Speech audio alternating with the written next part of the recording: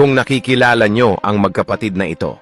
Magmula sa nagdaang panahon hanggang sa kasalukuyang panahon ng politika sa ating bansa, na habang tumatagal ay unti-unti nang lumalabas ang tunay na kulay ng magkapatid na Remulla pagdating sa politika at kapangyarihan. Nagsimula ang lahat ng ito noong 2016 sa panahon ng labanan ng pagkapresidente. Dito nyo makikita at mapapansin ang galawan at pamamaraan ng magkapatid na ito sa mga politikong dinidikitan at sinusuportahan na makikita nyo. At mahahalata mo ang pag-iisip at diskarte na ipinakikita ng mga ito. Nagsimula silang dumikit at sumuporta kay Jejomar Binay ang dalawang ito sa kanyang pangangampanya bilang presidente. Dahil noong mga panahong ito ay hindi pa gaanong kilala at kalakas sa taong bayan ang isang Duterte sa pagkakandidato bilang presidente, ay patuloy ang pagsunod at pagsuporta ng dalawang ito kay Jejomar Binay. Dahil malakas ang kanilang paniniwala na mananalo ito at magkaroon sila ng posisyon sa gobyerno, hindi nagtagal habang papalapit ang pagpili ng tao sa pagkapangulo ng bansa, ang isang Duterte ay unti-unting lumalakas at nakikilala. Dahil sa tapang at malasakit nito sa bayan, ang magkapatid na Remulla ay unti-unting ring hinahatak na panibagong paniniwala hanggang sa magbago ang pag-iisip ng dalawang ito at bumaliktad ang kanilang kandidatong pinaniniwalaan ay kanilang tinalikuran at iniwanan.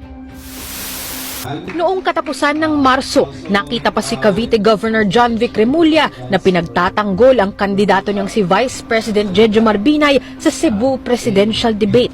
Pero nitong katapusan ng Abril, hindi na si Binay ang katabi ni Remulla, kundi ang kalaban ni Binay na si Davao City Mayor Rodrigo Duterte. Ikinasama ng loob ni Binay ang pagbaligtad ng matagal na niyang kaalyado at dati pa niyang spokesperson. Nalulungkot ako dun sa mga ilang iwan sa atin. Malaking pagkakamali, palagay ko hindi nila makakalimutan na matatapos na ang labanan, nang iwan pa. Pero katwiran ni Remulla, bago pa siya lumipat, lumalabas na sa mga local survey na si Duterte na ang gusto ng mga Kabitenyo. Kaya unang linggo ng Abril, nagdesisyon si Remulla na magdigong na rin. Nakinig ako sa mga tao at wala na ako narinig dito na gusto nila ng pagbabago. At ang narinig ko ay ang sinasabi sa akin ng lahat ay nakikita nila pag-asa na nakinig ko. Darating rin panahon na naintindihan niya kung bakit nangyari yan. Sa kabila ng paghihiwalay, nag-ikot pa rin si Binay sa Cavite kahapon. Nanindigan naman si Remulla na wala siyang hiningi at wala pang inaalok na pwesto sa kanya si Duterte kapalit ng paglipat niya. Dahil nakikita at nararamdaman ng mga ito kung sino ang gusto ng tao, hanggang sa dumating ang araw, ang inakala mong kaibigan na hindi ka tatalikuran na iyong inaasahan at pinagkakatiwalaan, ay nagbago ang kulay at sumama sa kalaban. Nahalatado ang galawan at pamamaraan ng magkapatid na ito ang kumapit sa politikong nasa mataas na kapangyarihan, ang isang Duterte. Ang mga ganitong uri ng mga politiko ay mahirap pagkatiwalaan. Ngayon ang pagdikit nila kay Marcos ay isang dahilan din ng pagpapakita ng pagiging balimbing kung sino ang nasa kapangyarihan, yun ang kanilang susuportahan. Si John Vic po ay spokesperson ni Binay. And then about 2 weeks ago, nagsabi po si Boying Remulla na bibitaw na po si John Vic kay Binay. So ito na po ang official. Ang mga Remulla for you. Kung bumitaw siya kay Binay, if that is correct, then maybe.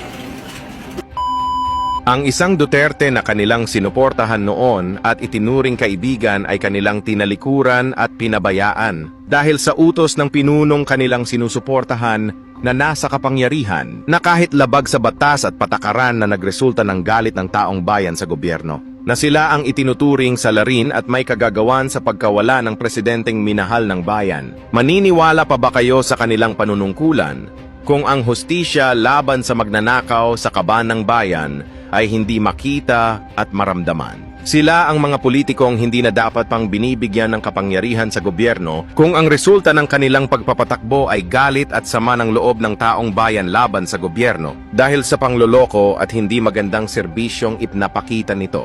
Ngayon ang magkapatid na ito ay nasa kapangyarihan ng Administrasyong Marcos. Pero sa oras na matapos ang kanilang kapangyarihan sa gobyerno, malamang magiba na naman ang tono ng pananalita ang magkapatid na ito sa oras magpalit na naman ng presidente.